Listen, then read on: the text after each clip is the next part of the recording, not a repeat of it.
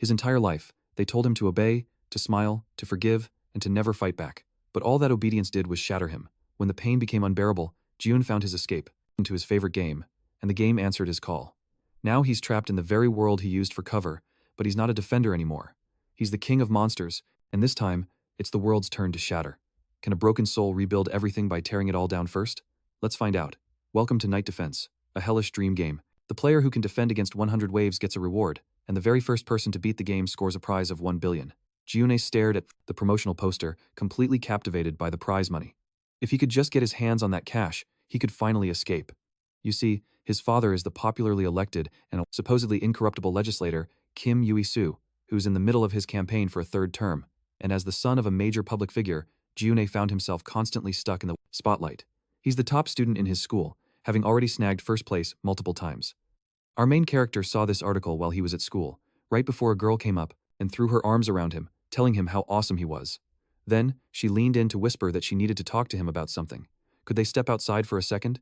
Next thing he knew, the girls were leading him away, and his classmates started gossiping. One of them admitted he was jealous. After all, they're top students, the daughters, powerful association members. It's a piece of cake for them to get close to a guy like him. The girls then dragged him into an alley where their friends were already waiting. She put on an innocent face and asked Jiune why he wouldn't just lend her the money. He reminded her that he'd already loaned her 300,000 just last week. He simply couldn't give her any more. That's when one of the guys put a hand on his shoulder and asked if he should just report him, threatening to tell everyone that Jiune was the one who built that shady website. Jiune frantically shot back that he never said they were going to use it for anything illegal, but the guy just shrugged. So what? He was still an accomplice. The girl let out a dramatic sigh, saying she just didn't know what to do, so maybe it would be easier for them to just go and spill the beans to everyone. After all, who would really lose out here? Our guy started to panic. His father's face flashed in his mind, and just then, the girl put a hand on his shoulder with a smirk, asking, "He can handle it, right?" She was banking on him. The school day finally ended, and when he got home, he froze right in front of his father's office door, but he just couldn't make himself go inside. Just as he was about to turn away, his father's voice cut in from the side, asking why he was just standing there. "Did you have something to tell me?" Jiune was terrified. He looked up at his father, who reminded him that the elections were right around the corner. "If you can't help me, then at the very least, don't do anything to drag my name through the mud." Those words just twisted the knot in his stomach even tighter. His father then demanded to know why he was being so quiet. Jiune pulled himself together, forced a calm expression, and with a fake smile, told him not to worry. He swore he wouldn't let him down. His father just scoffed, saying he wondered if there was anything left in him to even be disappointed in. "Just live the way I tell you to. That's all." After that crushing conversation, our main character fled to his room to catch his breath. He gritted his teeth, thinking, "What am I supposed to do? Why are they doing this to me?" Just then, his cat, Ruru, started licking his palm, which startled him, but she just ignored his reaction and meowed. He instantly calmed down and asked with a soft smile, "Were you worried about me?" The cat then pounced on him, and he laughed, telling her to stop because it tickled. He scooped her up into his arms and called her a little rascal. It felt like everyone at school and at home was against him, but at least he still had her. He glanced over at the game's promo poster and thought about how he'd finally cleared the 99th wave. He just had to get through one more. But tragically, he failed to clear the final wave. He lost. After that, he restarted the game hundreds of times, trying every single strategy he could think of. But the last wave was just impossible to beat. And it turned out he wasn't the only one having this problem. Even famous streamers who played the game couldn't get past the alley and would just rage about it online. A full year had already passed since the game came out. Plenty of players had reached wave 99, but not a single person had been able to beat the last one. But he couldn't give up. The only way for him and Ruru to escape this miserable life was this game. His last hope was an item from the wave 99 boss, Drake's Heart. It was fully maxed out. An item with better stats literally didn't exist in the game, but even with this ultimate weapon, he still couldn't clear the final wave. He was at a complete loss. The moment he set his phone on the table, his cat Ruru stepped right on the screen. He reached to move her, but froze when he saw what her paw was on. His eyes went wide with dread. The cat had pressed the item disassembly button, and he could only stare at the screen, a silent scream building in his throat. All of his work had been for nothing. Drake's heart shattered into 1,000 upgrade fragments. He grabbed his head, thinking the only thing left to do was start all over again from the very beginning. But if he started over, would anything really change? He noticed that along with the upgrade fragments, he had also received the Dragon Soul, which completely surprised him. After all, when you normally disassemble an item, you only get fragments. Suddenly, his heart began to race. He had a strong hunch about what this was and immediately used it. That's how he found a way to beat the 100th wave. He jumped right back into the game. Days flew by as he played constantly at school, at home, even on the street. One evening, he cleared wave 99. disassembled the heart into fragments, and once again got the dragon soul. He felt a surge of nerves, thinking that so far, everything was going perfectly. He then started the 100th wave. He tapped on his character and started praying for a win. The monsters were wiped out in no time. This time, he was certain he would clear the wave, and he actually did it. Realizing he'd won, he was ecstatic and yelled at the top of his lungs that he'd finally done it. He excitedly called out for his cat. But in that exact moment, his father stormed into the room demanding to know what he did. The whole mood instantly became heavy. Jiune quickly slammed the phone face down on the table as his father said that his so-called friends had called him. They had the gall to demand money from him to cover for Jiune's dumb mistake. He glanced at the club his father brought in with him and stammered that he had no idea they used it that way. His father reminded him that he'd been told not to do anything that would bring shame to the family name. Realizing he was about to get hit, he became terrified and tearfully begged for forgiveness, promising that it would never, ever happen again. But his father wasn't listening. He swung hard, and Jiune screamed out in fear. Then came a loud crack. The club had smashed right into his phone, shattering the screen. And right then, he knew he was weak. He couldn't even fight back. His father sneered that he'd never done a single thing for him. At that moment, Jiune noticed his cat was nowhere in sight. He asked where Ruru was, and his dad told him he wouldn't be needing her anymore. Hearing that, he gritted his teeth in a blind rage. His father taunted him, asking what kind of look that was, almost daring him to guess what he might have done to her. He stared back with pure hatred and demanded, "Where is she?" His father replied, telling him not to worry. She was already in the grave with his mother. Jiune was floored by what he'd just heard. He was horrified, but his psychopathic father just smiled and said that all he needed to do was live by his rules. Then he could have wealth, fame, everything he could possibly want. So, he'd better not disappoint him again. "I believe in you," he said. The words echoed like thunder. Jiune's hatred was so intense he couldn't stand it anymore. Even though the phone was shattered, its screen flickered on with a congratulations message. He was the first person to ever complete the night defense game. He looked up at the ceiling and just broke down crying, saying it was too late. She was gone, so there was no reason to run, no reason to even be here. A new message popped up on his phone, inviting him to the game world. Just then, lightning snaked in through the window and struck him. A second later, another bolt of lightning struck the kingdom's palace, and Jiune appeared right in the audience hall. The knights were stunned by the sight, and were immediately convinced he was their savior. After that, the quarter locals started calling him the legendary knight. They were thrilled by his arrival while he was just trying to figure out what was real. Everything felt so off. The tears wouldn't come, and it felt like his emotions had been totally reset. The king cleared his throat, getting everyone's attention, and asked, "Is he the one? The legendary knight who will save our kingdom?" The MC glanced at him and recognized his face right away. He'd seen this exact scene in the game. The king announced that he was the ruler of the Kingdom of Georgia, Biz George III. The kingdom was in the middle of a huge crisis. Monsters were closing in from all sides, and they were having a tough time holding them off. At that exact moment, his servant ran into the hall and yelled that they were in serious trouble. Jiune watched all of this unfold with a completely numb expression. He was realizing that the kingdom's crisis and this whole event were playing out precisely like the game's opening cutscene. And now the king, heeding his attendant's words, the king turned to the knight, declaring the matter urgent and issuing the order on the spot. He was to become the knight commander and protect the kingdom. Instantly, a system window popped up before our MC, presenting him with a faction choice. Would he accept the king's offer? He stayed quiet, then slowly rose to his feet, saying he didn't know if this was a dream, but he was only going to say this one time, so they needed to listen up. To him, 1,000,000,000 was now completely worthless. The citizens gathered in the palace immediately started whispering amongst themselves, completely baffled by his words. Someone even muttered that, for a so-called legendary knight, he looked kind of weak. The king stated that he had no idea what 1,000,000,000 even was, but if he became the knight commander and protected humanity from the monsters, then any wish he had would be granted no matter what. Hearing this, Jiune's eyes shot wide open. Something felt off. The king told him not to worry and to just follow his commands. In return, he'd get everything he could ever want, both riches and glory. The words instantly reminded him of his father, making him sick to his stomach. The king's final phrase, "Believe in me," was the last straw. He roared that he would absolutely not do it, stunning the king and everyone else in the room. Everywhere he went, people tried to use him just because he was a deputy's son. And now, even here, they wanted to make him their glorified slave knight. The entire crowd grew tense as he declared that he didn't need their riches or glory. With a stone-cold expression, he pointed a finger at the system window and basically told them all where to go. He rejected the king's offer, leaving everyone completely shocked. The legendary knight's defiance immediately turned the system window blood red. A short time later, monsters swarmed the kingdom, an event the player was powerless to stop. And so, the end arrived, or so he thought. The system announced that since he had rejected the human faction, he was now granted the right to choose a new one. A hidden path had opened up, unlocking the monster faction, with a prompt telling him to press the button to begin. Our MC was floored. A hidden path and a monster faction. in a game that was supposed to be purely about defense. Now, he was on the offense. The king declared that a man must face the consequences of his choices.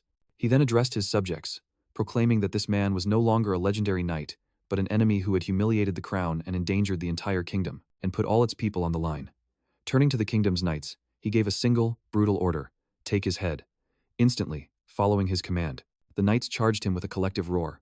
Jiune, his face grim, simply lowered his head, thinking to himself that he had put up with this for far too long. The knights swarmed him, their blades coming within an inch of his neck, but he wasn't about to break now, not after holding on for so long.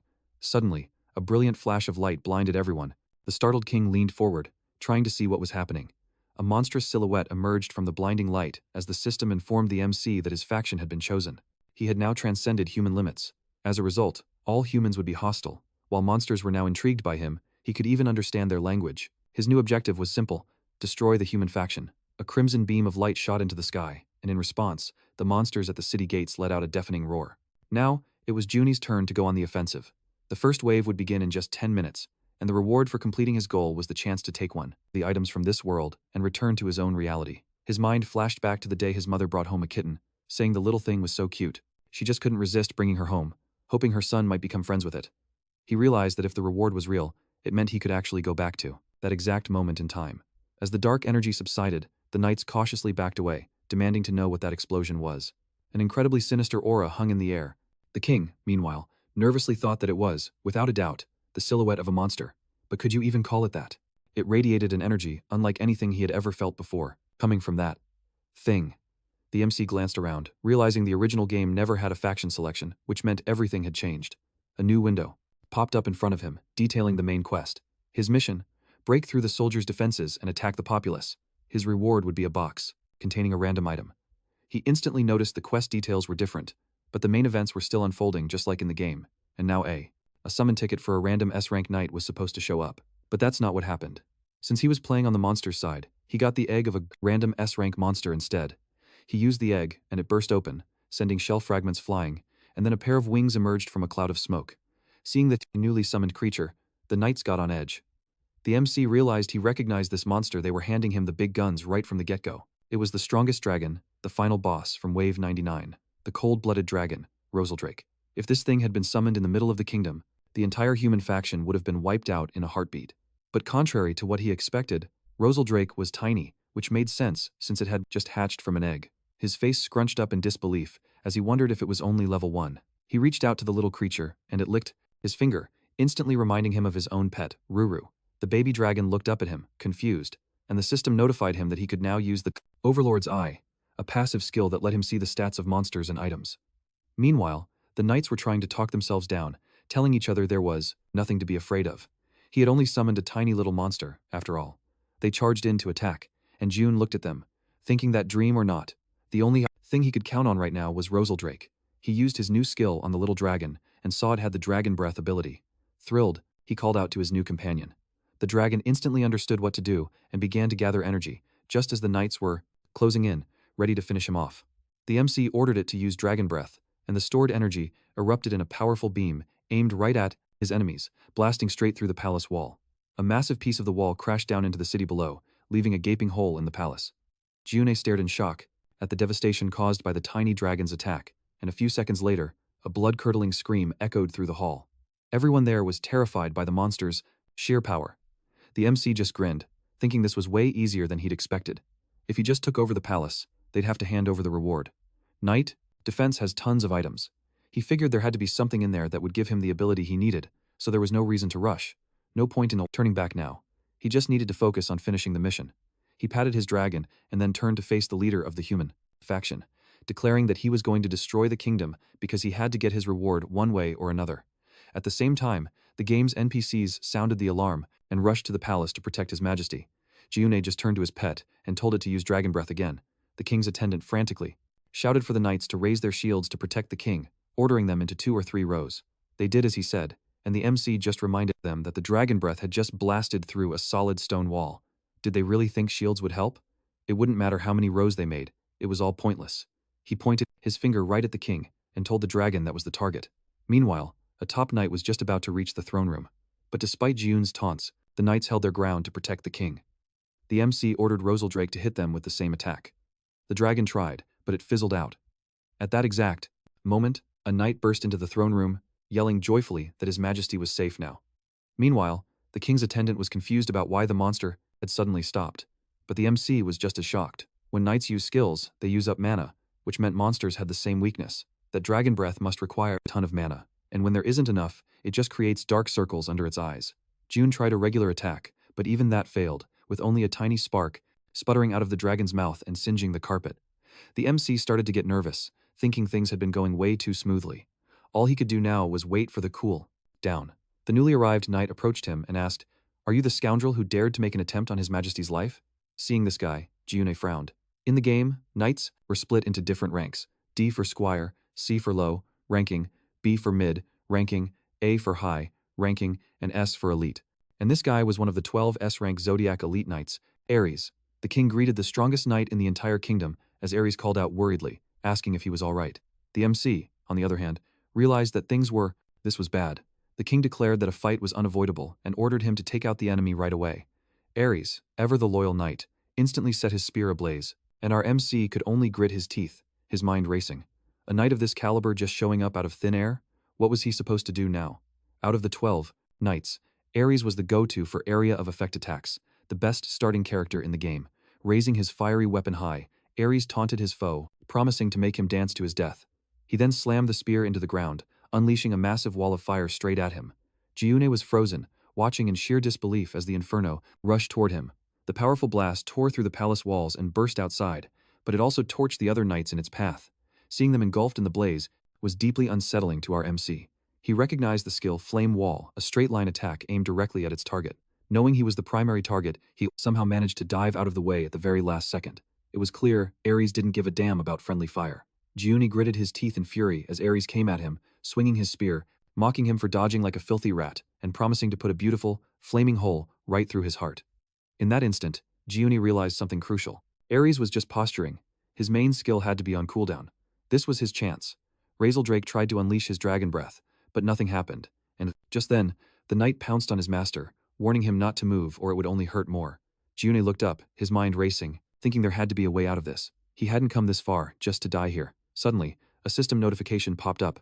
Unclaimed reward available. Claim now? The knight's spear thrust forward, shattering the system window. With no time to lose, Jiune yelled for the system to give him the reward. Instantly, a reward chest materialized right in his hands, just in time for the spear to impale it. The knight leaped back, totally bewildered, shouting, "A summoning spell?" A moment later, the chest burst open, blinding our MC with a brilliant flash of light. When his vision cleared, a massive sword stood before him.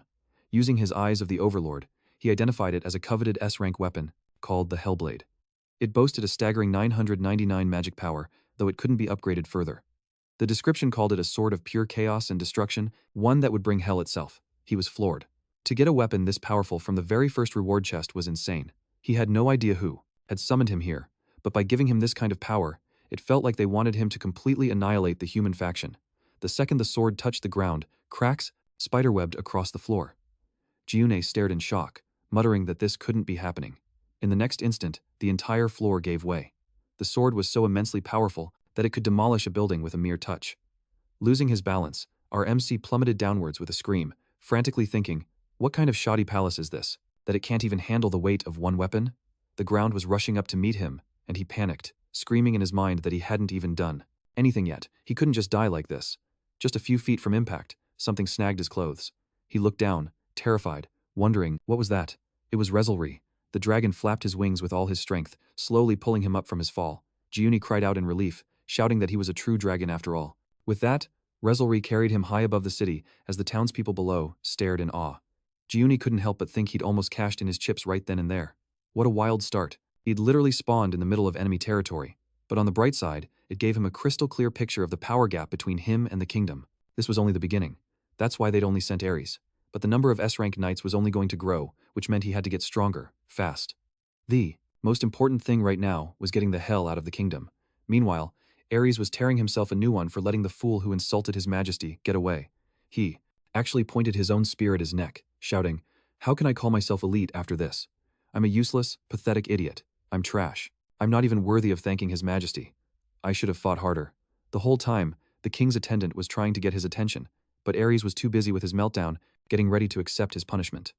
The attendant finally pointed at him and awkwardly announced that His Majesty was summoning him. Ares instantly dropped to his knees and began apologizing profusely to the king. He begged for a fitting punishment for allowing the criminal to escape, but Biz simply ordered him to cut it out. The sun was dipping below the horizon, a signal he knew all too well. He confirmed that the monster's power surged at night, and the king had commanded him to lead the troops to the walls and defend the kingdom. He dutifully followed the king's command as our protagonist soared slowly above the city, using the precious time to strategize. The game had promised a 1 billion prize for victory, but it became a forgotten legend because of its insane difficulty. The most glaring imbalance in the game was the very first wave, known as the Wild Goblins. Without an S-rank knight capable of area of effect damage right from the start, winning was a virtual impossibility.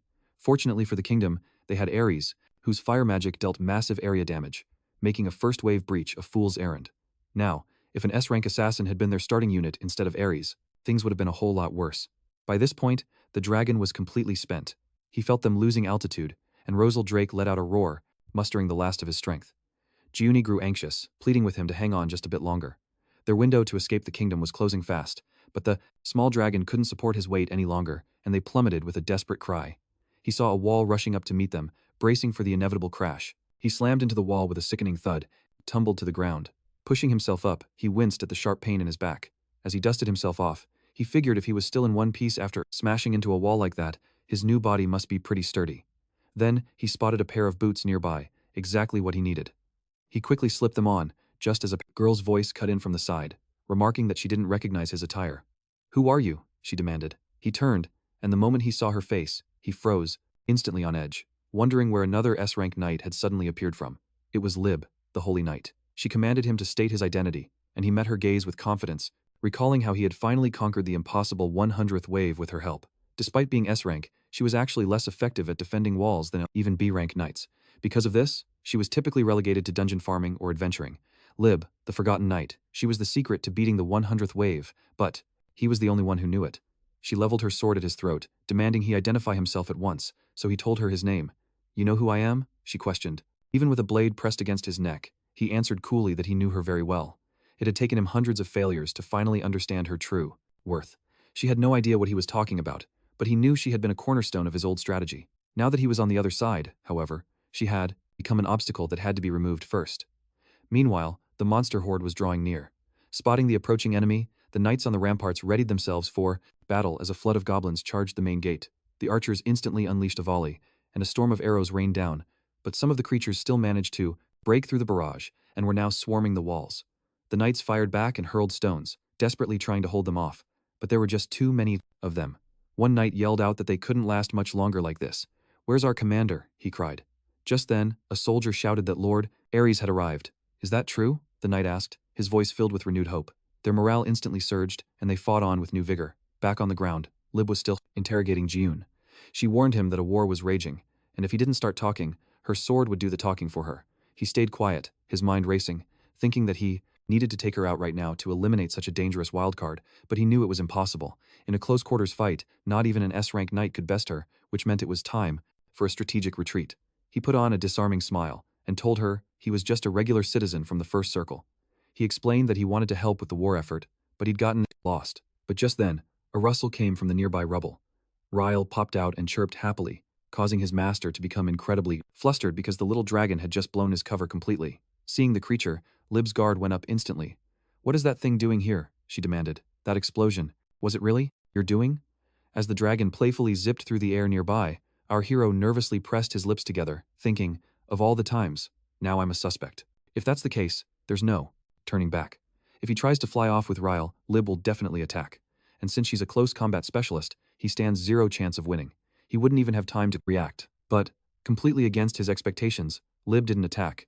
Instead, she said she understood the situation completely. He turned to face her, utterly stunned, wondering how she managed to sneak up on him so fast, but she just said she'd made a mistake. He was clearly an innocent citizen running from the same monster that had just attacked the palace. She told him to calm down, promising she would absolutely protect him.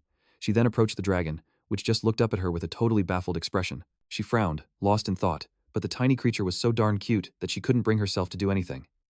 Just then, a huge explosion ripped through the air, distracting her, and Jiune knew this was their opening.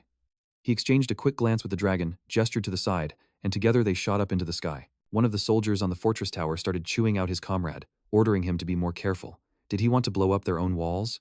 Meanwhile, Lib looked around, stunned that the citizen had completely vanished. Right as a guard ran up to her, begging her to head to the gate immediately. At the same time, the monsters were trying to smash their way into the city. They hammered against the gates, which were holding for the time being. The soldiers stood guard, flinching at every thunderous impact, and in that moment, the fortress gates began to crack. Lib arrived on the scene, walked right through the terrified soldiers, and ordered them to drop their bows and prepare for close-quarters combat.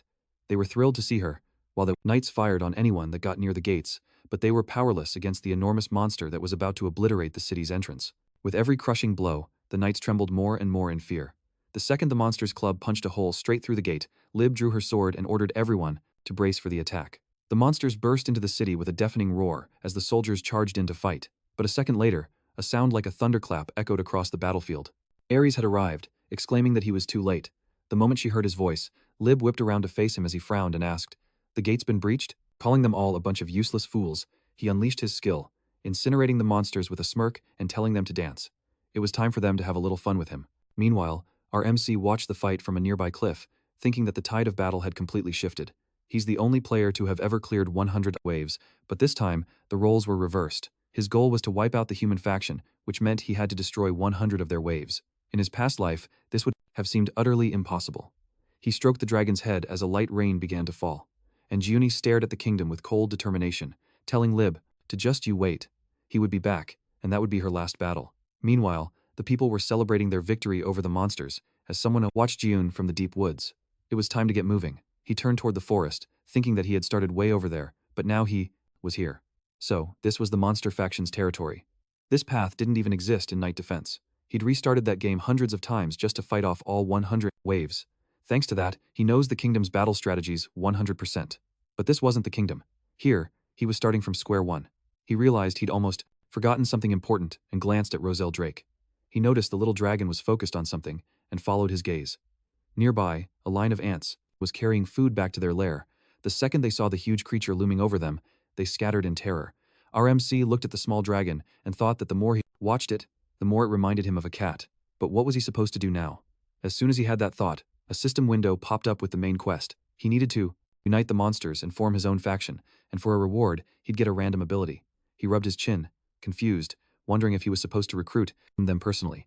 Starter-level monsters like small goblins usually spawned around this time. He looked around, wondering why there were no goblins or even rabbits anywhere. And even if he found someone, how would he even talk to them? He had to understand them to recruit them. Just then, a rustling sound came from the edge of the forest. Something shot out at him, screaming for him to die. Seeing the creature's sharp claws flying right for his neck, he was completely stunned. But then, for some reason, it just stopped. Realizing nothing had happened, he cautiously opened his eyes to look at the monster, and you can imagine his surprise when he saw a beast woman named Rhea standing right in front of him. He hadn't even had time to fully process what he was seeing before asking, "Are you a rabbit woman?" At his words, she became absolutely furious, exploding with rage. "What part of me even reminds you of a cute rabbit?" She pointed to her ears and snapped that if anything, she had more of a fox-like look. Jiune pointed out he never said she was cute, but she shot back that she'd heard him plain as day. She angrily pointed to her ears a few more times, and he mused aloud. "So, she's a white fox." He sized her up for a moment before an idea suddenly hit him, and he asked excitedly, "Is she an Arctic fox?" But she completely ignored his question, saying, "I smell something." She began sniffing him all over, commenting on how strange it was. He looks human, but for some reason, he smells like a monster. Jiune arched an eyebrow in confusion just as the system notified him that 2 of his passive abilities had been permanently activated. He could now communicate with monsters and naturally draw their positive attention. He muttered, puzzled, that it finally made sense why he could understand them, and the fox snapped that he was talking to himself again. She pointed a finger right at him, her claws extending as she demanded, "Who the hell are you?" Startled by her sharp claws, he started to stammer a response, but then his eyes flicked to the system window, thinking that something was off. His passive ability, Nice Monster, was supposed to only attract positive attention.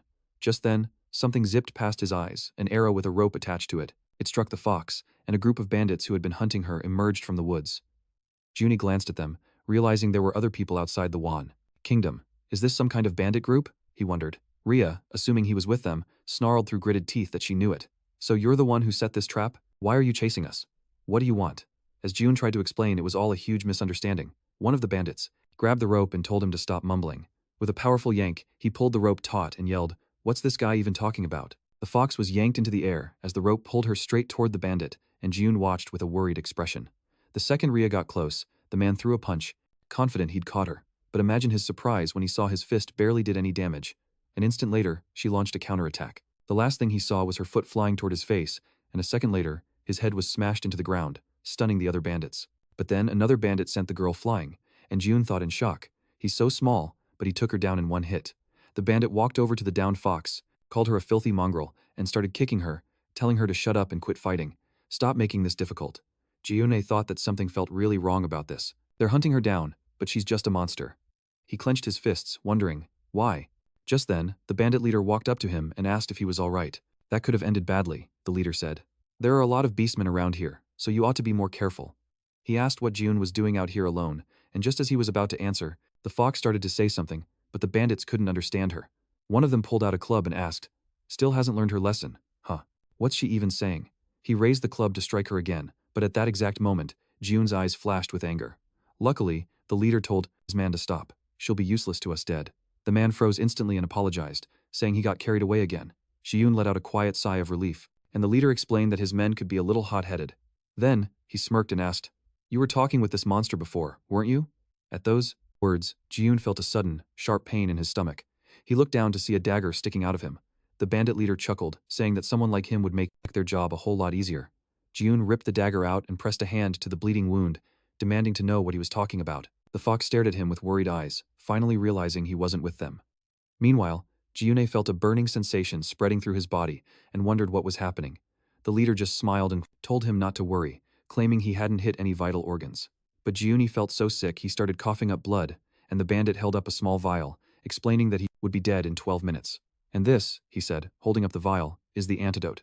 If you want to live, you'll translate every word she says." His crony then grabbed the fox by her hair and hoisted her up, and the leader ordered Jiune to find out where the fox's den was.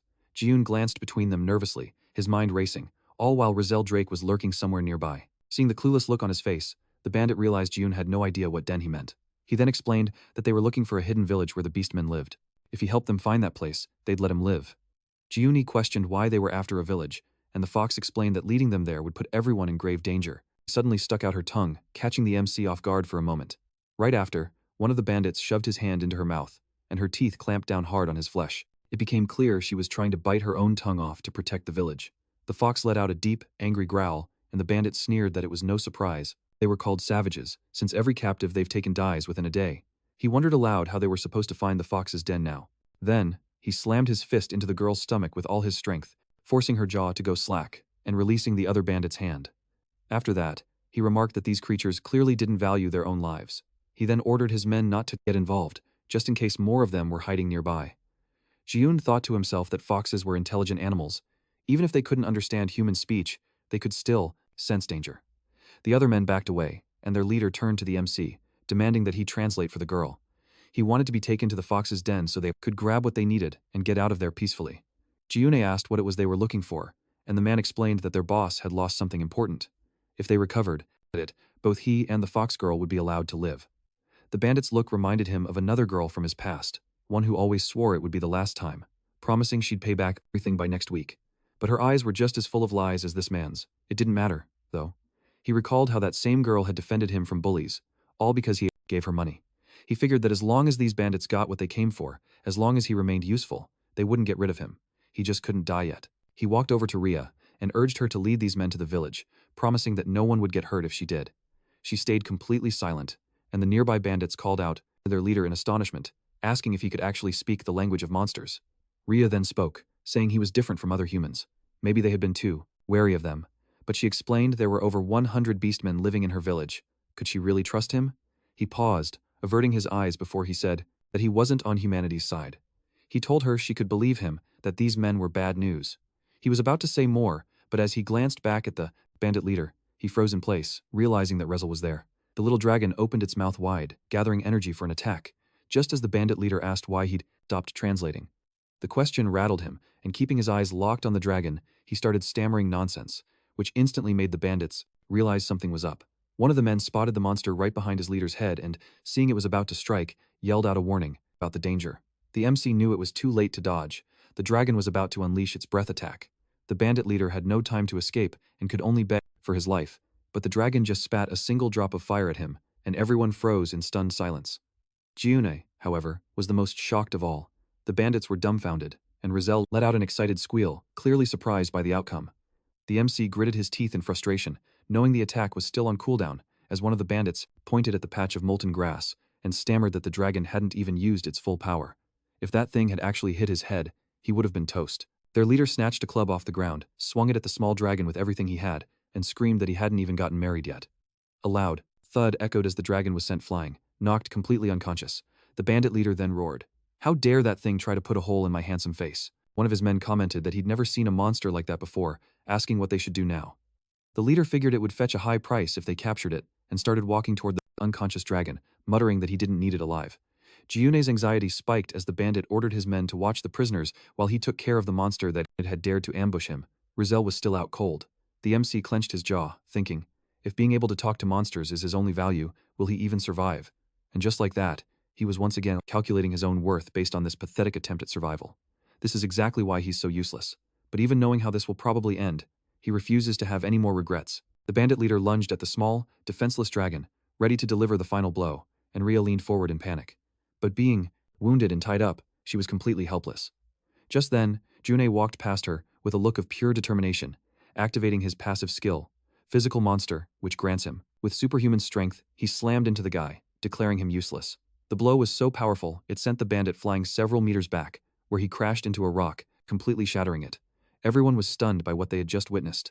The other bandits immediately rushed to their boss's side, but the attack had also destroyed the flask holding the antidote. The girl glanced at him, thinking his eyes looked different. He was dying from poison, so how was he even moving? But the sight that followed left her even more stunned. He scooped the small dragon into his arms, remarking that he'd come to save it.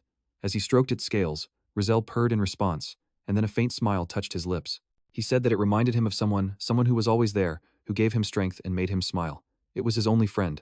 The dragon gazed up at him, and with a bittersweet smile, he swore to protect it at any cost.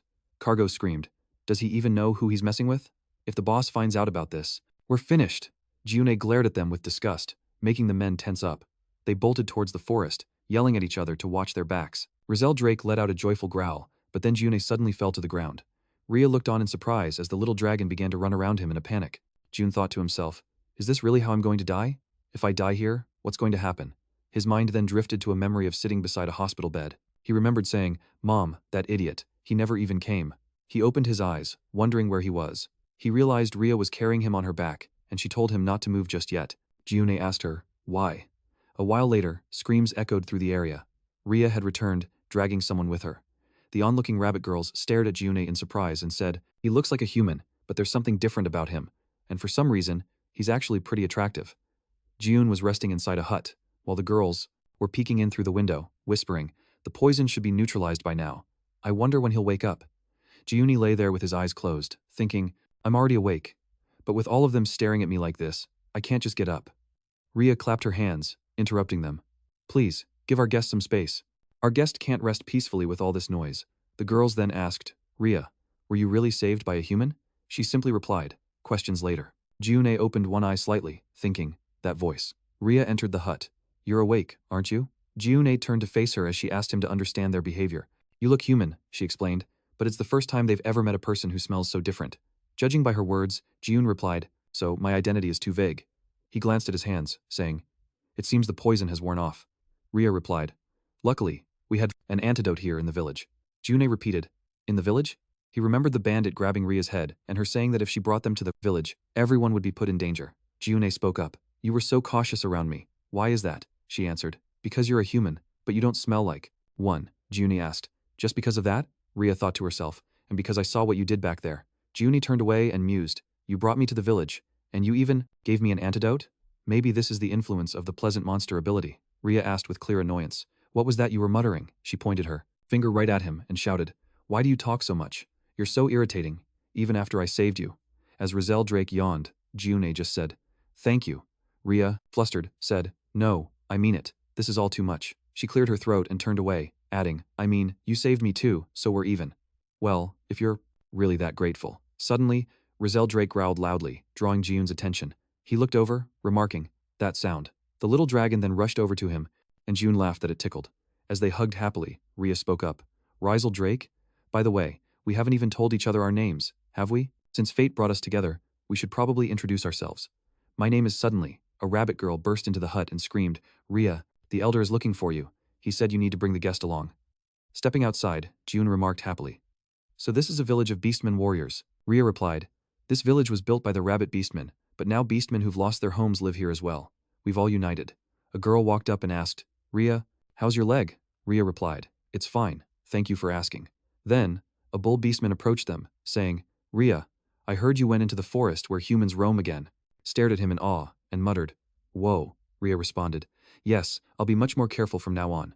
The bullman watched as the MC and Rhea made their way to the elder. Jiune remarked, everyone in this village really cares about you, Rhea. She just replied, yeah. The MC then asked, what's wrong? You seemed a little down earlier. Rhea answered, yeah, I'm glad you asked. She then suddenly shouted, startling the MC. He yelped, what? She asked, your name is Hey, right? He sighed and corrected her, it's Jiune, Kim Jiune. He thought to himself that it was a pretty strange name for this area. Rhea then declared, Rhea Lindrian Parody Sailor. The MC, taken aback, asked again, what? She confirmed that was her full name. A rabbit person asked, Rhea, is your leg all right? Rhea sat down beside him and explained, he fixed it, so it's all good now. So, where does this tunnel go? Jiune glanced at her, thinking she suddenly seemed a lot more cheerful.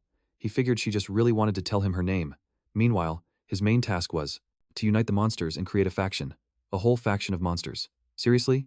Rhea snapped him out of his thoughts, asking what he was zoning out for. She told him they needed to get going and see the elder. He looked at her and replied, right. Jiune then wondered why she even bothered asking for his name if she was just going to keep calling him Hey. Just then, Rhea spun around and told him to hurry up. He answered, yeah. The MC thought to himself, unite the monsters and build a faction. Can I really do this? A short time later, the elder announced, I am entrusting the village to you. Rhea's eyes went wide with shock, and the MC was completely frozen by what he'd just heard. He managed to say, wait a minute, and, Rhea shouted, Elder. The old man turned back and said, I'm far too old for this anymore. Jiune tried to object, pointing out that he knew absolutely nothing about their village. Rhea yelled, what are you talking about? You're going to hand over the village to him just because of some dream? This is his first time ever being here. How can you possibly trust him with our home? The old man just chuckled and stated, my decision is final. Rhea ran after him, pleading, Elder, please, just think about it a little more. Elder, I don't agree with this. The MC was just left standing there. A moment later, the elder explained that he often has strange dreams, and they always come true. He insisted that only Jiune could save their village. Just then, a system window popped up announcing his second main quest, create a monster faction. The objective was to unite the monsters and form a new faction. The reward was a random ability. He wondered, is this connected to the main quest? But more importantly, if the village needs saving, that means something terrible is about to happen here, right? He suddenly recalled the bandit's words. Our boss lost something. We're going to find it, and when we do, you and that wild girl are finished. The MC's eyes shot open in realization. He called out, Rhea. She turned and asked, what is it? He quickly asked, did anyone follow you when you came here? Rhea shook her head. Warrior Village is hidden behind a rocky mountain. No one's ever found it before. She explained that on the other side of the steep, rocky terrain is a vast sea. No one would ever risk crossing the mountain. And besides, there's no reason for them to. The only way to reach Warrior Village without crossing the mountain is through the tunnels dug by the rabbits. But even if someone found the entrance, it's highly unlikely they could navigate the maze-like structure. So, it's practically impossible for any outsider to find their way to Warrior Village. She added that she hadn't noticed anything unusual when she left the tunnel. The MC said that was good, but he still had an uneasy feeling. What's wrong? Rhea asked. Just then, Cargo appeared in the tunnel, laughing triumphantly and shouting, I've found it. A loud scream echoed through the village. An outsider has entered Warrior Village. The bullman started yelling, something unintelligible, and soon Cargo was on the ground, captured, asking, what are they even saying? The MC looked down at him grimly and asked, you were following us? I was just following the trail of blood, Cargo sneered. Rhea was horrified. You've been following me this entire time? She thought she had been so careful. She looked down and apologized. This is all my fault. The bullman reassured her, don't blame yourself. It was a difficult journey bringing someone wounded here. We've captured the intruder. All we need to do now is get rid of the blood trail, and everything will be fine. The rabbit girls added, it's okay, Rhea. It's not your fault. But the MC frowned and cut in. Wait a second, there were 3 of them. Where are the other 2? Cargo started screaming, you stupid beastman. This whole place is about to be burned to the ground. Even the kingdom has disowned our gang. We're led by our captain, Scream Spike. He'll be here any minute, and he's bringing about 200 of our brothers with him. Jiune repeated the name, Scream Spike. At that very moment, the other bandits were already moving through the tunnel. One of them yelled, "The captain? Nah, bro, that punk hit me. I'm gonna be the one to get my revenge on him." Scream Spike sat there in silence while the guy just kept screaming, revealing he'd found a tunnel leading right to the village and offered to guide them. The leader just laughed, saying, "Good job, kid. They're heading for the tunnel as we speak." At that moment, Cargo announced that he wasn't the only one who made it here, claiming this was all part of Big Brother's grand plan. A little while earlier, a guy had yelled, "Stop." He repeated himself, "Stop." Another man said, "Bro, he needs to heal." The first guy just turned and ordered Cargo to get a move on, saying it was too early to head back to the shelter. This is their chance. Cargo was just sitting on the ground, screaming. From this point on, he might as well consider himself a dead man. Rhea asked, "What in the world is he talking about?" She looked over at Jiune and screamed his name. Jiune frowned, saying, "It looks like the bandits found the village's location. They'll be here any minute." Rhea's eyes widened in terror as Jiune thought to himself, "Scream Spike, that name sounds familiar." Then it hit him. In the game's Night Defense mode, Knights gain experience and get stronger by killing the monsters that attack the kingdom. But that alone isn't enough to fight off the endless waves. That's why there's a leveling mode called Adventure. In that mode, specific knights are chosen as well. Players get all sorts of items for clearing the adventure stages, which kicks off with the Wild Goblin Cemetery and wraps up at the Demon King's Sacred Grounds. The whole thing is made up of 100 stages. He couldn't recall the names of every single stage, but he had a vague memory of the ending. A village hidden behind a stone mountain. He remembered that every stage had its own backstory, but he never bothered to read through all of them. He recalled the system window pop-up about the Scream Spike hideout. They're a vicious gang led by the infamous Scream Spike, but Jiune was absolutely certain of one thing. There was never a stage called Warrior. According to the game's lore, this place was supposed to have been completely destroyed. Cargo then said he had a deal to offer. He'd ask his boss to spare whoever set him free. Jiune figured the beastmen might not understand his words, but the threat had already struck fear deep into their hearts. The girl spoke up, saying something felt wrong. It was pure fear. Rhea lowered her head and whispered, "It's my fault. Because of me, Warrior, our village." Jiune thought, if this keeps up, every last one of them is going to get killed. Cargo started screaming again, demanding that they untie him. Jiune thought, Warrior is going to become a hideout for bandits. I absolutely can't let that happen. Cargo yelled, "Do you all want to die or something?" Jiune stepped forward, thinking, "No, Warrior will become the stronghold for my monster faction." Cargo screamed, "He's right here. Hurry up and translate for him." Jiune clenched his fist and decked the guy right in the face. Warrior will be times our times fortress. Cargo let out a loud shriek as the beastmen stared in utter shock. Rhea covered her face and gasped, "Jiune." He shot back, "Enough of this useless chatter." He declared that they were going to fight. "We will protect Warrior, no matter what it takes." After a moment, one of the bulls spoke up. "That's impossible." He told Jiune to look around. "We built our village behind this mountain and hid here because we are weak. This place is mostly filled with women and children who have never been in a real fight, let alone stood up to armed bandits." The elder chuckled as he turned back to look at him. He remarked, "She was always the wise one, wasn't she?" Since everyone was gathered, he repeated his declaration. From this day forward, Jiune is the elder of Warrior. Just then, Scream Spike came to a halt and asked, "So, this is the place?" His guide answered, "Yeah, this is it." Scream Spike mused, "A village hidden behind a mountain. I like it. Let's take it over and make it our new hideout." He pointed forward and ordered his bandits, "Move out. Kill every last one of them." A short time later, a bull standing guard by the gate reported, "There are about 200 bandits. Our fighting force is 3 bulls, including me, 2 deer, 5 sheep, 1 fox, and finally, the rabbits. We have a minimum of 101 fighters and a maximum of 112. Do we even stand a chance of winning?" Jiune just put a hand to his face and said, "They'll have about twice our numbers, sure, but this isn't your average battle. In games, it's not the numbers that count, it's individual stats specifically, rank and level. When Rhea was attacked, she took that bandit out in a single blow. She probably couldn't handle 3 of them, but she definitely could have beaten 2 by herself. The bulls say the locals have never fought before, but maybe that just means they're underestimating themselves. Their potential might not be as weak as they think." He shouted, "Beast form. If everyone had a level close to Rhea's, we could easily overcome their numbers." He then scratched his face, lost in thought. He turned to the bull, who asked to be called Brimlack. Jiune then asked, "Tor, by this village's standards, just how strong is Rhea?" With a pen, pointing out just how strong she was. Our hero figured, "Right, when you think about it, this is just the tutorial quest. It can't be unbeatable, can it?" Brimlock then declared, "She is our mightiest warrior, hands down. Even if every single one of them ganged up on her, she'd still come out on top." Jiune's face fell as the meaning sunk in. He thought, so what he's saying is, even if they all attacked her at once, they'd still lose, which means they're basically cannon fodder, right? After a moment, Rhea spoke up. "Those humans will reach the cave entrance by sunset." Our hero asked, "So we still have some time? But how can you be so sure?" Rhea simply replied, "Well, I asked." He looked over at her, impressed, and said, "You just asked them? I guess that's what makes you the greatest warrior." Then, changing the subject, he added, The bandits mentioned they were looking for something their leader lost. Any idea what that could be? Rhea questioned. Something belonging to the human leader? Our hero replied, speculating it might be related to the ancient treasures the beastmen have guarded for centuries, or maybe some resource deposits deep within their territory.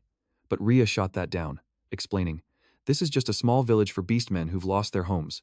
We definitely don't have anything that would possibly interest humans. Jiune frowned, muttering, or maybe they just needed an excuse to attack. Just then, Brimlock turned to him and asked, what are your orders, village leader? All eyes were on him, waiting. Our hero turned to Taurus, his gaze dropping as he sank into thought. He knew that to make up for the enemy's overwhelming numbers, their own fighters had to be incredibly strong. The strongest warrior they had was Rhea. And then there were the 111 other beastmen who couldn't beat her, even if they all ganged up on her. But could Rhea really take on 111 people by herself? Were these rabbit folk just that weak, or was Rhea just that overpowered? None of it was adding up. If only he could see their exact levels and stats, just like in a video game, then he could at least make a decent plan. Wait a second, stats.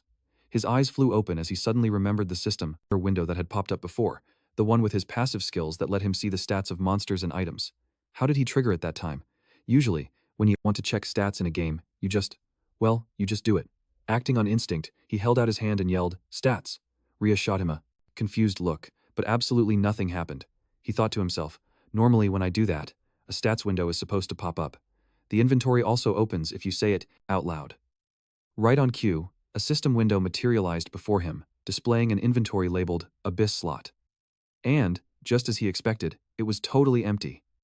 Abyss slot, so that was the full name. It seemed even monsters had a different name for their inventory. Abyss storage. Interesting. On another note, after that chaotic escape from the palace, with one thing happening after another, he'd completely forgotten about it. His sword.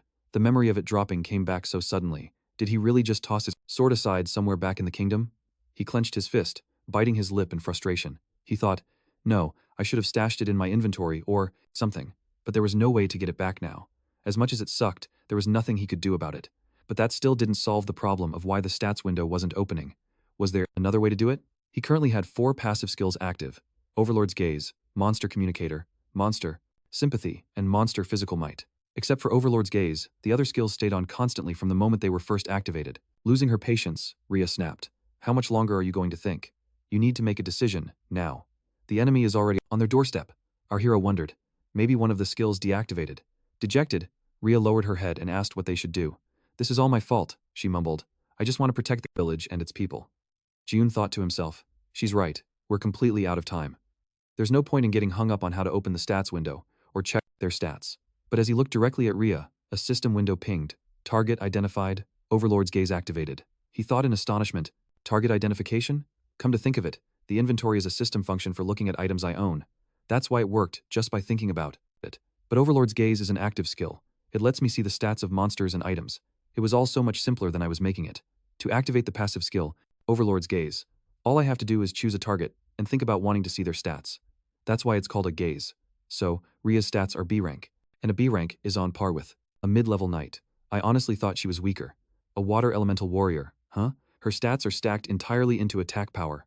Her skill set is absolutely monstrous. Rhea spoke up, Jiune. It must be tough for him, suddenly becoming the village chief and all. But is he even listening to me? The MC simply replied, yeah.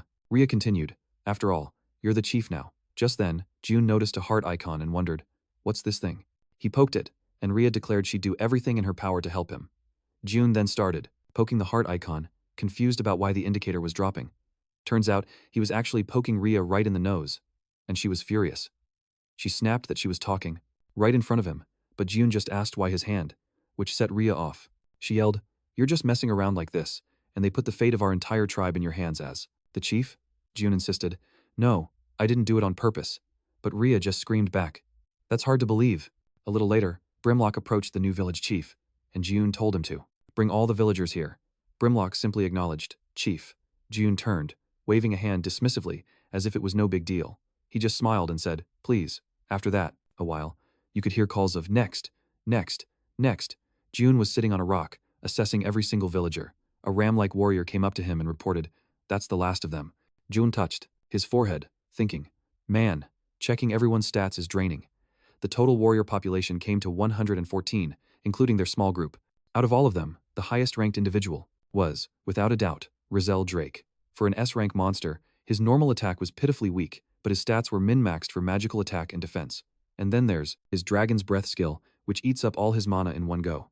Even after a full day, he'd only recovered half of it, meaning he could only fire it off once every 2 days. That meant Dragon's Breath was off the table for this upcoming battle. Right now, his best assets were Rhea at B rank and Taurus at C rank. Pretty much everyone else was a lowly E rank. It all made sense now why the entire village couldn't even take down Rhea by themselves. To put it in perspective, compared to the Kingdom's Knights, a B rank is like a Knight Apprentice, and E rank isn't even on the charts. He had no idea what level the bandits were, but based on his game knowledge, the difficulty of clearing stages 1 through 10 was about C rank. Now that Jiune had sized up everyone's ranks, he had a much clearer picture of their situation. Troop numbers, army quality, equipment, even their will to fight, they were outmatched in every single way. With these odds, protecting the tribe seemed impossible. But this wasn't a game anymore, this was real life. There were way too many variables that the game system could never account for, and somehow, Jiune was going to be the one to introduce those variables himself. He stepped forward and declared, "Taurus, Rhea, listen up. I'm about to lay out the plan." But at that very moment, the bandits were already closing in on the mountain, with the Rabbit Beastman scouts watching their every move. One of the scouts whispered, "They're coming. We have to get back and warn the village chief." The other scout replied, "Those fools will be at the entrance any minute." But suddenly, a bandit lunged from the shadows, striking him down. The scout fell, and Rain watched in terror, crying out, "Brother?" A bandit leader, Spike, sneered. "So, do they know we're coming?" Rain stared in horror at her brother's body, shutting her eyes tight as she heard his last pained scream. "Run, get her," Spike ordered. One of his men asked, "Wait, boss, are you just gonna let her go?" Spike just grinned and replied, "I'm not going to let her go. I'm marking her." Meanwhile, Jiune was directing his forces, shouting, "Team 2, move it. Team 1, get in position." Just then, Rain burst out from the tunnel, screaming, "They're here, the humans." Rhea rushed over, asking, "Rain, why are you bleeding?" But the scout just kept running and yelling, "The humans are already here." June's hands began to tremble, but he clenched them into tight fists, his resolve hardening. He thought, "I'm the only player who ever survived 100 waves. This is the first line of defense for the monster faction. There is no way in hell I'm letting them pass." The bandits had reached the tunnel entrance, and Spike surveyed the area. "So this is it, huh?" "The Fox's Den." His subordinate confirmed, "Yes, boss. We've confirmed the route." Spike grunted, saying he didn't want to waste any more time, and that they should finish this before sunset. The bandits roared in agreement. Watching from their hiding spot, Rhea nervously asked, "They're here. Is this plan really going to work?" Jiune replied calmly, "For this to work, the opening move is everything." One of the bandits noted, "At this rate, we'll hit the village in half an hour." Spike looked around. "It's too quiet," he said. Another bandit just grinned and replied, "Those pathetic cowards are probably huddled in their village, shaking in their boots. That one punk who got a lucky shot on me. I'm gonna make sure I get to deal with him personally." As he spoke, he glanced down at his feet. "Hey, there's some kind of sound coming from underground." The earth beneath them began to crack, and the man screamed, "Everyone, get back!" But it was too late. The ground gave way, and the bandits plummeted into a massive pitfall. Spike barely managed to grab one of his men at the last second, who shrieked in agony, "My arm and leg are busted." The guy scrambled out of the pit, and said, "Boss, these morons set up traps. It's a simple pitfall. They dug a hole, put some planks over it, and then covered it with dirt and rocks. Once something heavy enough steps on it, the supports break, and you fall right in," another man added. "These weren't here when we passed through yesterday. If there are more of these, this is way too dangerous." The first man shouted, "Boss, they've probably laid traps all over this area. If we just walk around blindly, we're gonna get picked off." Spike just scoffed. "They're idiots." He then grabbed a massive rock with one hand and slammed it onto the ground. His men yelled, "Another trap. How could they even dig through this rock?" Spike explained, "This is a man-made cave. The floor should be solid stone. Even if they dig a hole, cover it with wood, and pile on dirt, you can still spot the difference if you're paying attention," he continued. "I get it now," one of the men replied, finally understanding. "The areas with loose gravel are the traps, pathetic tricks from a bunch of savages." Spike agreed, saying that maybe wild animals would fall for something so obvious, but it just proved how weak the herbivorous demi-humans were. He ordered a few men to stay behind, to pull out anyone who fell in. The rest of the group then advanced, carefully avoiding the traps. On the other side, Rhea reported, "They've found the traps." The MC just clenched his fist and said, "All according to plan." Rhea asked in confusion, letting them find the traps was part of the plan. The MC explained that carving through solid rock, even with the demi-humans' enhanced strength, would have taken way too long. Perfectly hiding the pits was impossible in the short amount of time they had. He had assumed these crude traps wouldn't fool anyone with half a brain for very long. "Only 2 of those traps are real," he revealed. "The rest are fakes, meant to buy us time for the next stage." Now that they're wary of traps, their advance will slow to a crawl. Rhea looked at him with amazement as he told her it was time to proceed to the next phase. At that moment, back in the cave, a scout reported, There's a fork up ahead. The right path should take us right to them. Scream Spike grunted. A fork, you say? But when they arrived, the scouts stared at 3 identical tunnels and shouted, "This wasn't here before. I recognize these weeds." The path was on the left. I'm sure of it, not the right. Another man chimed in. I think he's right. Scream Spike sneered. So, they're playing with cheap traps and illusions. That's not going to stop us. He knew they were just stalling for time, likely preparing for a fight in their village. We can't waste a second. We're splitting into 3 squads and moving in. He ordered his brother, Crane, to take the left tunnel. A brute named Dump would take the middle, and Scream Spike himself would take the right. With their assignments clear, they all charged into the tunnels. A short time later, one of Crane's men called out, "It's a dead end." Crane cursed in frustration.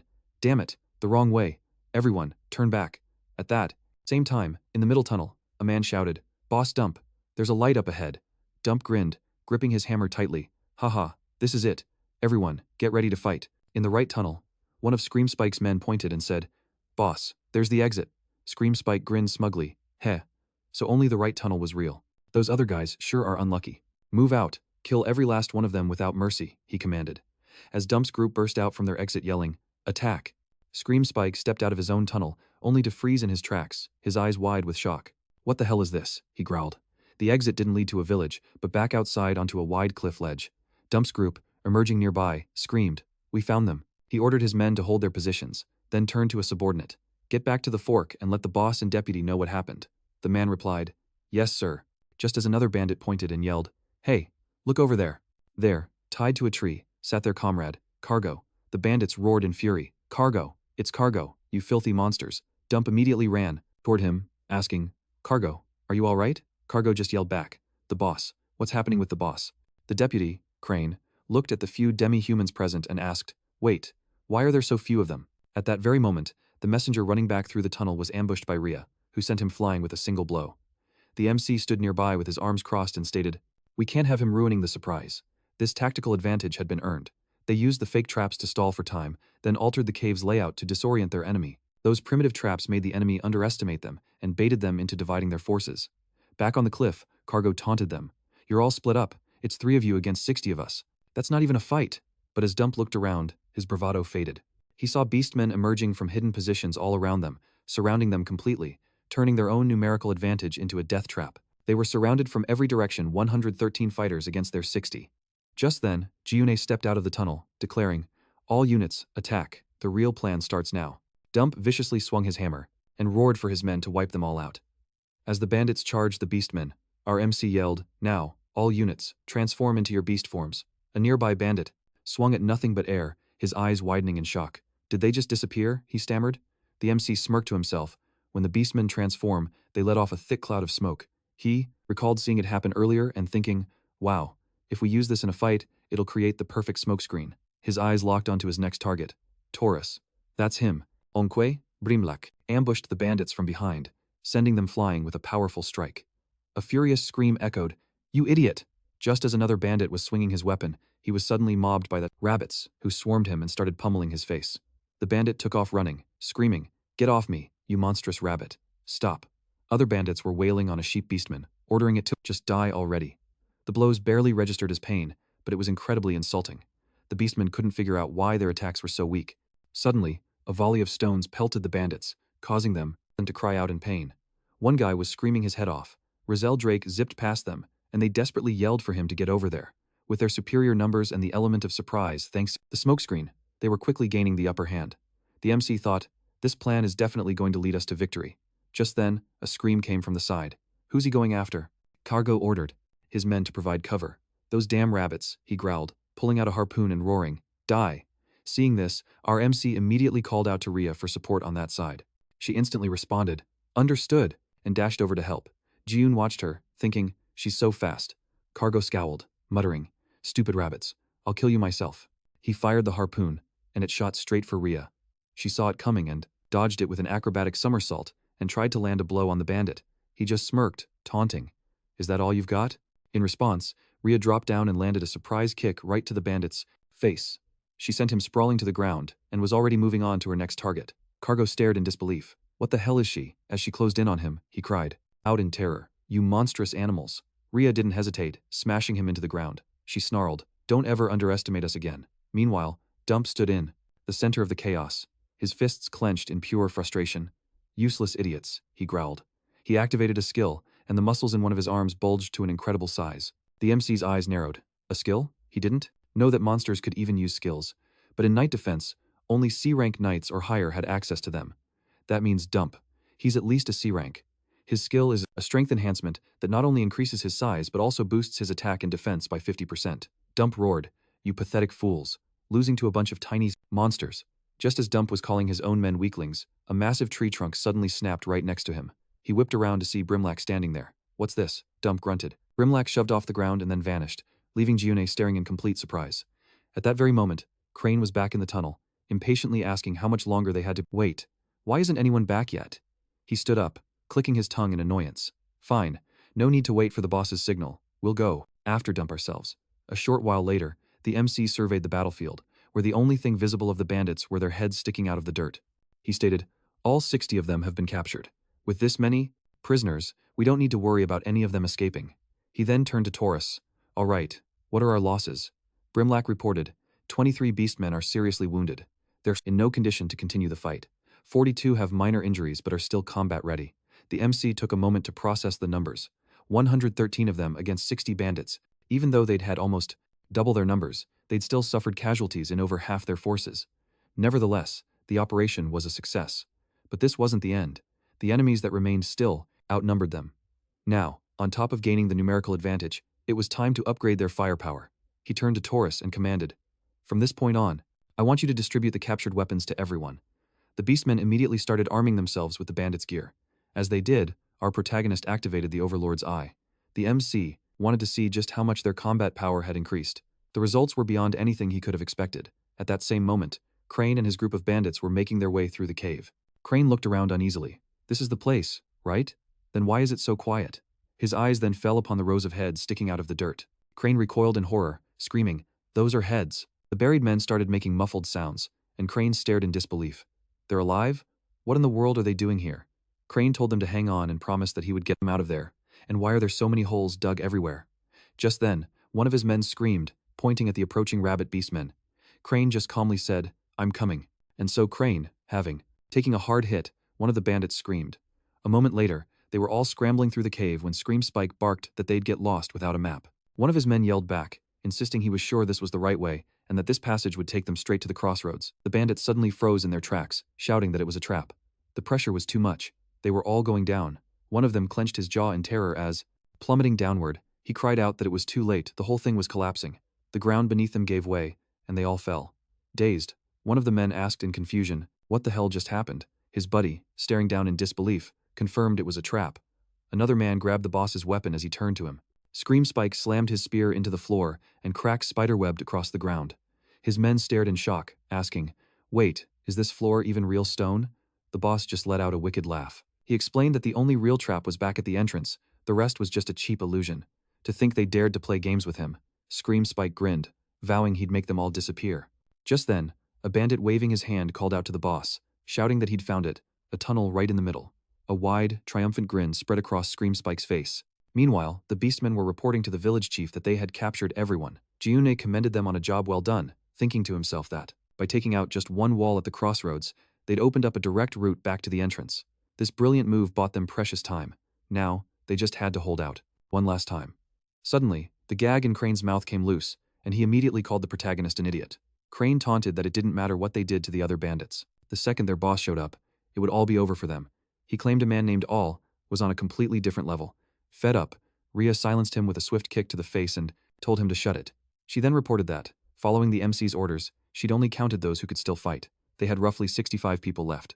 Jiune calculated there were about 60 bandits remaining, leader included. He knew his own people were exhausted after 2 straight battles, but on the bright side, their combat experience had skyrocketed. That was a definite plus. His allies had gotten stronger. The protagonist let out a tense breath, noting that his sword felt heavier than he remembered. Just then, the bandits poured out from the cave. "They're here," Rhea yelled. Scream Spike surveyed the scene before him as Crane, tilting his head, called out to his brother. Scream Spike sneered, calling them pathetic fools and asking if this was really the best they could do. The protagonist retorted, "Isn't that the exact opposite of a strategy?"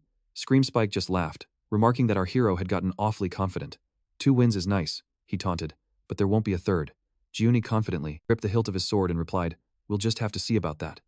He then announced he had an offer for the bandit chief, or more accurately, a gift. The protagonist then placed his sword right up to Crane's neck, demanding the bandits drop their weapons. He warned that if Scream Spike didn't want his brother to meet a grim end, he'd comply. Scream Spike was silent, but Crane cried out his brother's name in fear. Our hero grimaced, thinking this was exactly the kind of dirty move a villain from a comic book would pull. But this wasn't the time to stand on principle, especially if it worked. The protagonist paused, watching as Scream Spike actually fell to his knees. He stared in disbelief, wondering, is the chief really going to give in? But then the other bandits erupted in malicious laughter, and Jiune wondered, what is this? The atmosphere felt completely off. Scream Spike looked up, a terrifying smile spreading across his face as he started creating a glowing magic seal on the ground. He declared that they would be the ones to fall to their knees and scream in agony. The protagonist's eyes widened in anger, thinking, you've got to be kidding me. Don't tell me that weapon has an area of effect ability. Just then, a system window popped up, notifying him that it was indeed a skill. Screaming Scream Spike. It increased the stats of all allies inside the effect radius by a full 25%. The MC thought that even without seeing their stat sheets, he could physically feel the change. The enemy's fighting prowess had just skyrocketed.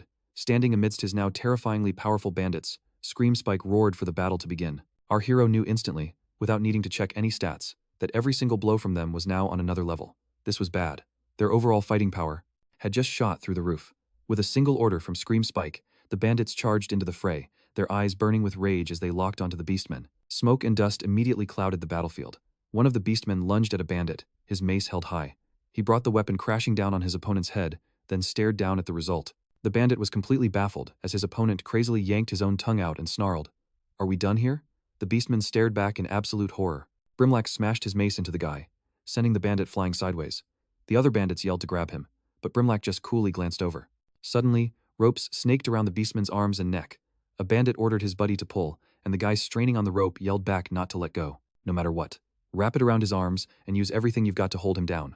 Under the immense pressure, Brimlack was forced to his knees, and the bandits roared that this was their chance, screaming for him to die. We're drinking beer tonight. At the same time, a beastman engulfed in flames scrambled to the port side, yelling about how hot it was. The bandits raised their weapons, shouting to capture him, then opened fire on the beastman, who screamed in agony. The protagonist realized that even after getting better weapons and leveling up from the experience, they were still getting pushed back. The MC grimly asked, where is Rhea? Just then, a vicious kick sent Rhea sliding across the ground. She gasped for air, looking up at the enemies now swarming around her. Rhea defiantly wiped the sweat from her face with the back of her hand. Jiune gritted his teeth in anger, realizing Rhea was also at her limit. Suddenly, Ryan flew past the protagonist, slamming hard into a tree as a cloud of dust erupted. Ryan lay on the ground, her face covered in wounds. The MC looked at her and thought, this is how we lose. There was only one way out of this. Take down the bandit leader. The MC then noticed the boss glaring daggers at Brimlack. Jiune called out to his comrade, and an exhausted Brimlack looked over at the protagonist. The MC's mind flashed back to when he'd asked if his friend could awaken one more time. Brimlack had agreed, but the protagonist knew the transformation only lasts for 3 minutes.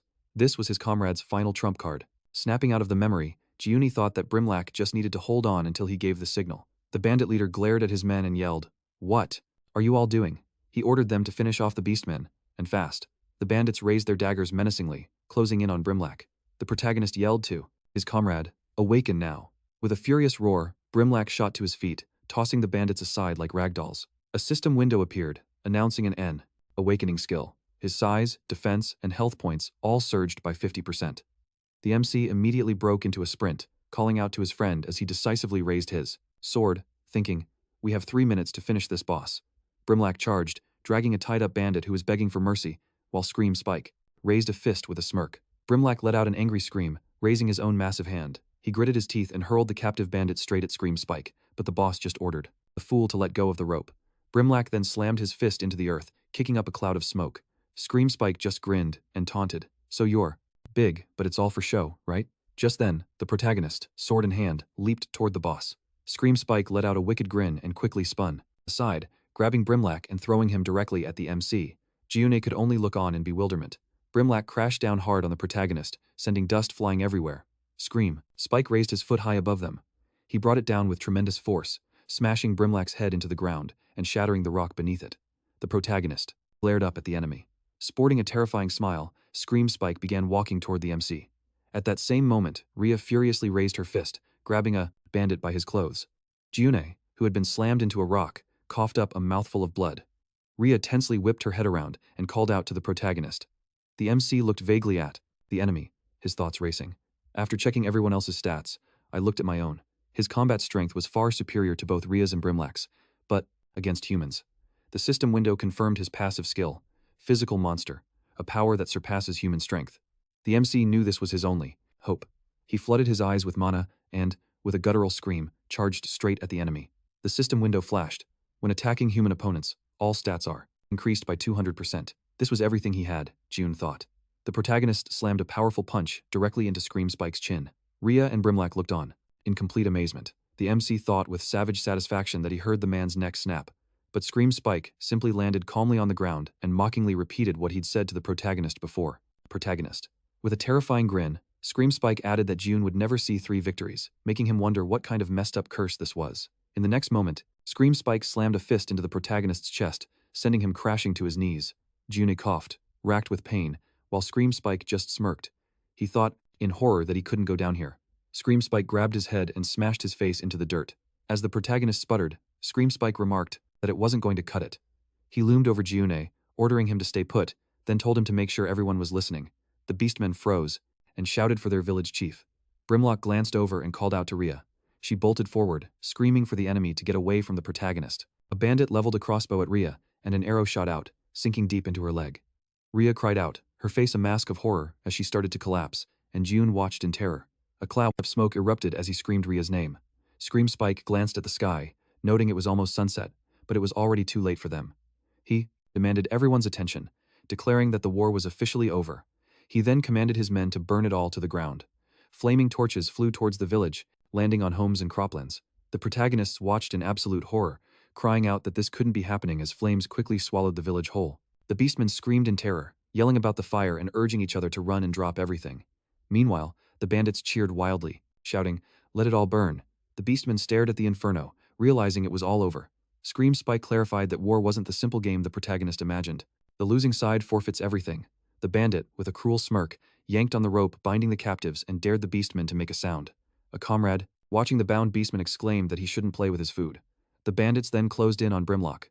Scream Spike said that the protagonist's family, friends, home, and even his life were now forfeit. Rhea cried out Jiune's name in terror. Jiune's hands shot out, grabbing the enemy's arm, and Scream Spike, smirking, asked, "Still not giving up?" Jiune growled that this wasn't over. He couldn't lose. His mind flashed back to the past, to his mother, holding Ruru in her arms, gushing over how beautiful the cat was, and that she just had to bring her home. She then asked if her son would become Ruru's friend. Jiune snapped back to the present, his one thought to return to that moment. He was interrupted by a system window announcing that the monster's ultimate goal was the total annihilation of humanity. Jiune roared that until he reached his own goal, he would never, ever give up. The beastmen and Brimlock stared at their chief in stunned silence. Scream Spike scoffed arrogantly. "So what if you don't give up? Your part in this is over." Jiune's eyes widened in fear at the weapon. Just then, the bright moon reflected in Rhea's eyes. She moved in a blur, dashing past Scream Spike. A spray of blood erupted, and Scream Spike was frozen in shock. Blood was now pouring from Rhea's own hand. The protagonist realized that every other beastman could awaken just by using their magic power. But Rhea never could, even when her magic reserves were full. To think, even when she was at death's door, she never used it.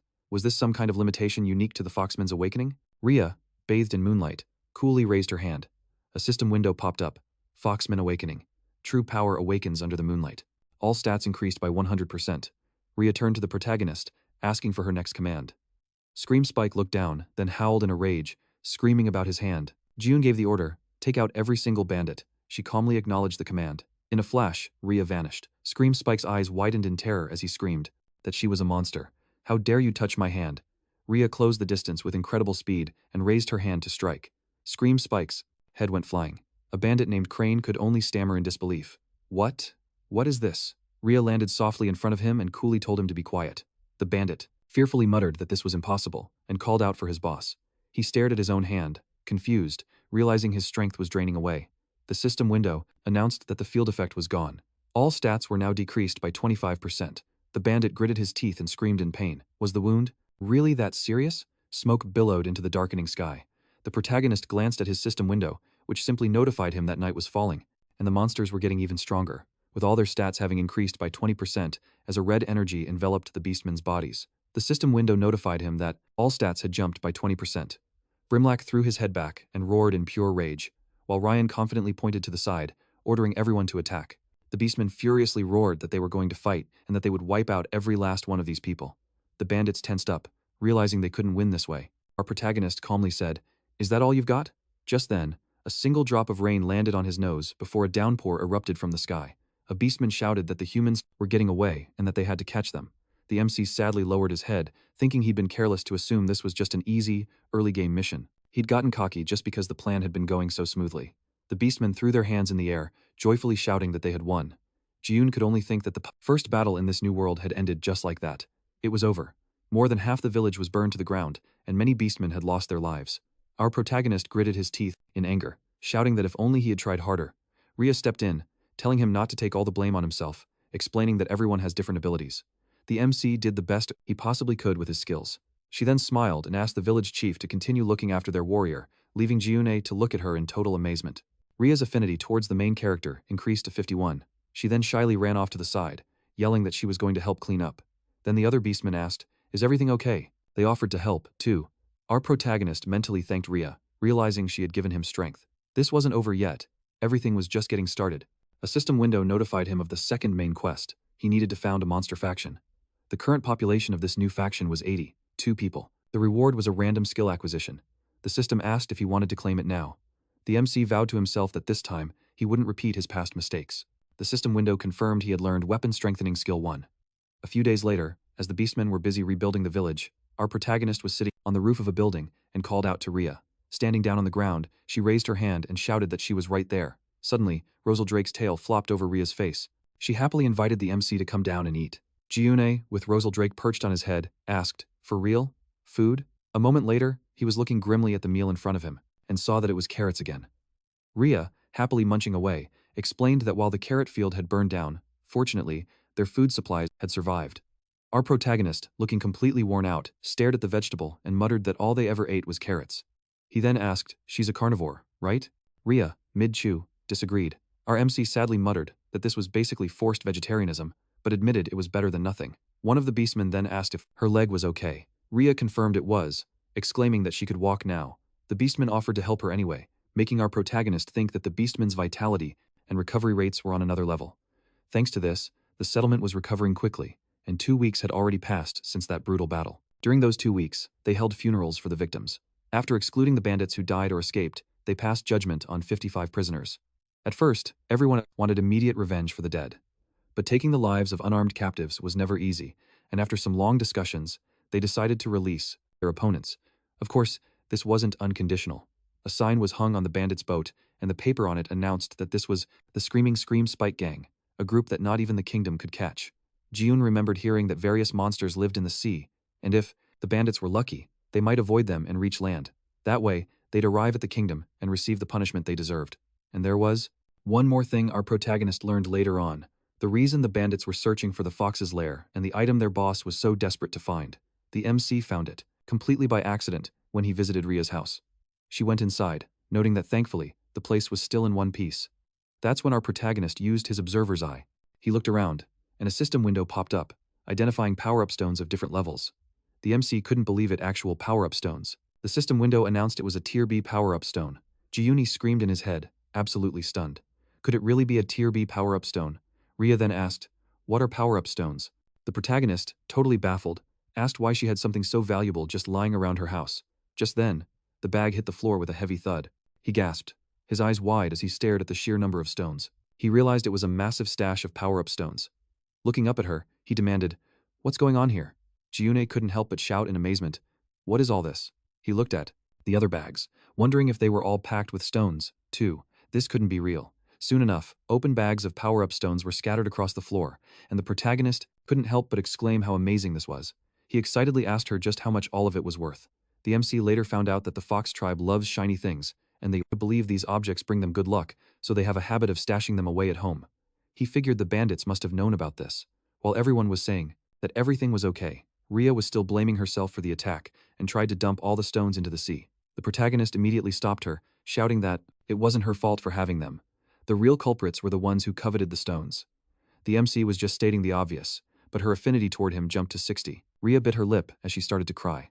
Jiune then explained that he would look after the stones, since they were too dangerous to leave unguarded. Wiping away her tears, Rhea nodded in agreement. She pleaded with him to keep them safe. The protagonist reflected that this conflict had taught him one thing: they had to get stronger, way stronger. A little while later, the MC asked Rhea where she'd put the weapons they took from the bandits, guessing they were in the warehouse. As they went inside, Rhea asked what he was planning. He then brought the bags of stones into the room. Jiune declared that he was going to try his luck. He confidently pressed a stone against his sword and activated the weapon skill upgrade. A bright red light erupted from the warehouse windows.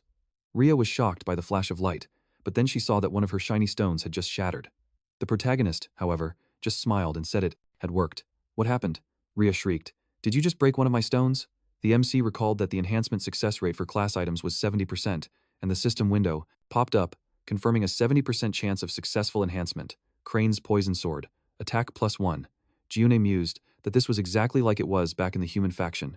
He also knew the success rate for B-class items was 55%. The system window showed the weapon was a Scream Spike with an attack of 130 and a magic attack of 230.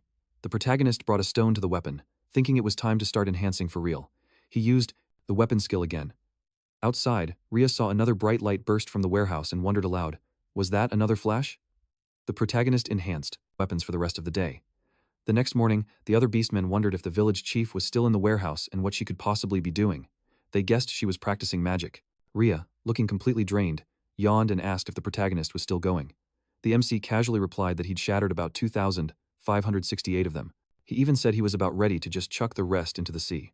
At that, Rhea snapped, furiously grabbing him by the hair and screaming, "What do you mean you broke all my stones?" Jiune cried out in pain, telling her to wait a second. He explained that the enhancements had actually worked. "What is this?" Rhea asked, looking at the weapon the protagonist held up, now shrouded in mana. A system window popped up, notifying him that the Scream Spike was now enhanced to +10. Its attack power had increased by 13, and its magic power by 23. The MC shouted triumphantly that he got 10 enhancements using 10 stones, and it all worked out. Confused, Rhea asked, "What changed?" Jiune just grinned and gestured for her to look over here. He explained that all the weapons now had significantly increased attack power. The protagonist clarified that part of it was because lower-level items have a higher chance of successful enhancement, but even Brimlack's weapon had reached a +100 enhancement level. A system window showed that the Brimlack hammer's attack power increased by a whopping 177. Still, Rhea claimed she didn't see any difference. The protagonist let out a massive sneeze from all the dust. Rhea pointed out how filthy he'd gotten, right as Brimlack arrived. The MC exclaimed that his friend had shown up at the perfect moment. He pointed to the hammer and told Brimlack to give it a try. The comrade took a firm grip on the weapon. With a mighty roar, Brimlack raised the hammer high.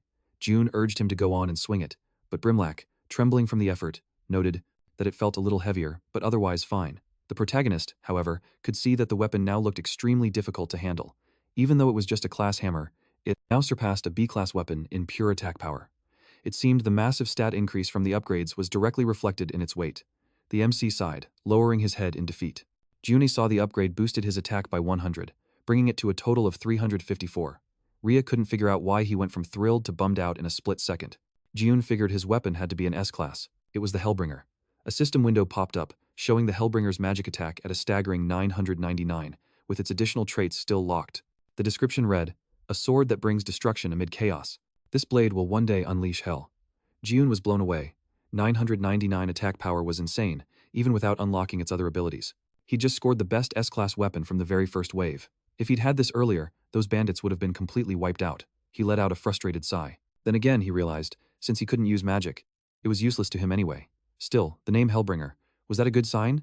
Meanwhile, back in the kingdom, Ares' assistant noted that the kingdom's reconstruction was nearly finished, but wondered why they'd left the massive hole untouched. A knight explained that he'd heard something moving around down there. Just as the assistant glanced over and felt a sinister aura emanating from it, a scream echoed up from the massive crater.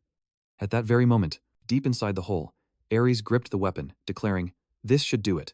As mana swirled around the Hellbringer, he stared at it in pure astonishment. He took a step back, confused.